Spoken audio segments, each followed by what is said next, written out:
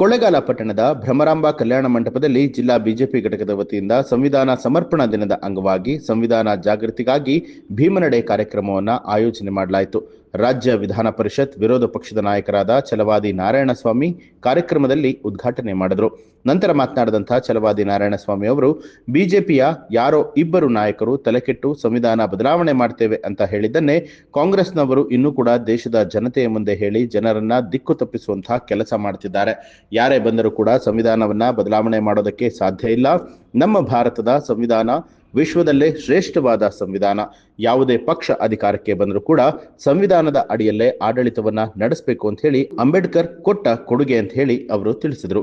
ಕಾರ್ಯಕ್ರಮಕ್ಕೂ ಮುನ್ನ ಪಟ್ಟಣದಲ್ಲಿರುವಂತಹ doctor B R. Ambedkar ಪ್ರತಿಮೆಗೆ ಮಾಲಾರ್ಪಣೆ ಮಾಡಿದಂತಹ ಗಣ್ಯರು ಬಳಿಕ ಭ್ರಮರಾಂಬ ಕಲ್ಯಾಣ ಮಂಟಪದ ತನಕ ಬೈಕ್ ರ್ಯಾಲಿಯನ್ನ ನಡೆಸಿದರು. ಈ ಸಂದರ್ಭದಲ್ಲಿ ಬಿಜೆಪಿ ಜಿಲ್ಲಾ ಅಧ್ಯಕ್ಷರಾದ ಸಿ.ಎಸ್. ನಿರಂಜನ್ ಕುಮಾರ್, ರಾಜ್ಯ ಉಪಾಧ್ಯಕ್ಷರು ಎನ್. ಮಹೇಶ್, ಮಾಜಿ ಶಾಸಕರಾದ ಎಸ್. ಬಾಲರಾಜು, ಮಾಜಿ ವಿಧಾನ ಪರಿಷತ್ ಪ್ರೊಫೆಸರ್ ಮಲ್ಲಿಕಾರ್ಜುನಪ್ಪ ಸೇರಿದಂತೆ ಅನೇಕ ಕಾರ್ಯಕರ್ತರು ಉಪಸ್ಥಿತರಾಗಿದ್ದರು. ಯಾಕೆಂದ್ರೆ ಭಾರತೀಯ ಜನತಾ ಪಕ್ಷ ಈ ಭೂಮಿಯ ಮೇಲೆ ಇರುವವರೆಗೆ ಸಂವಿಧಾನಕ್ಕೆ ಧಕ್ಕೆ ಬರೋದಿಲ್ಲ, ತೊಂದರೆ ಬರೋದಿಲ್ಲ. ಯಾರು ಕೂಡ ಸಂವಿಧಾನವನ್ನು ಏನೂ ಮಾಡಲಿಕ್ಕೆ ಸಾಧ್ಯ.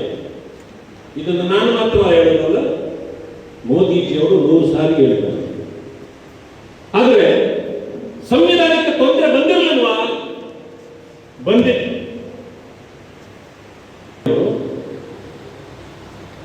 ವೋಟ್ ಚೋರಿ ಮಾಡಿ ರಾಯಬರೇಲಿಯಲ್ಲಿ ಗೆದ್ದಾಗ ಚೋರಿ ಅಂದ್ರೆ ಗೊತ್ತಾಗತ್ತಾ? ವೋಟ್ಗಳನ್ನು ಕಳ್ತನ ಮಾಡೋದು.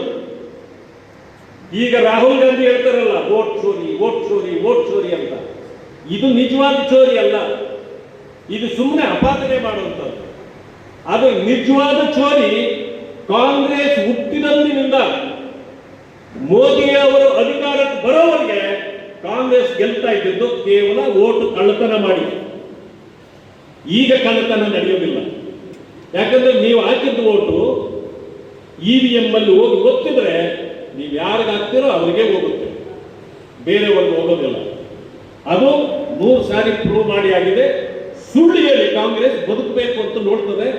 ಸುಳ್ಳಿನಿಂದ ಯಾರು ಬದುಕಕ್ಕಾಗೋದಿಲ್ಲ, ಮೋಸ ಮಾಡಿದವರು ಬದುಕಕ್ಕಾಗೋದಿಲ್ಲ. ಆದರೆ ಇಂದಿರಾ ಗಾಂಧಿ ಅವರು ವೋಟ್ ಚೋರಿ ಮಾಡಿದ್ರು. ರಾಜನಾರಾಯಣರವರು ಕೋರ್ಟ್ಗೆ ಹೋದ್ರು.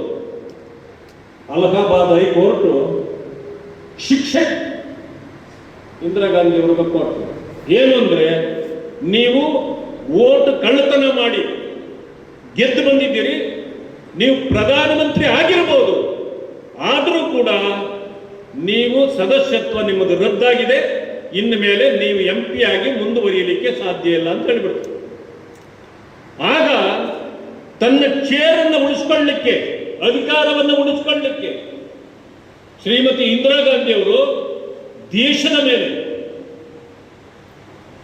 ಸಂವಿಧಾನದ ವಿರುದ್ಧವಾದ ಕ್ರಮವನ್ನು ಕೈಗೊಂಡು ತುರ್ತು ಪರಿಸ್ಥಿತಿಯನ್ನ ಏರಿಬಿಡ್ತಾರೆ. ತುರ್ತು ಪರಿಸ್ಥಿತಿ ಏರಿದಾಗ ಅನೇಕ ರೀತಿಯ ಬದಲಾವಣೆಗಳಾಗ್ತವೆ. ಸಂವಿಧಾನಕ್ಕೆ ತಿದ್ದುಪಡಿಗಳನ್ನು ಮಾಡ್ತಾರೆ.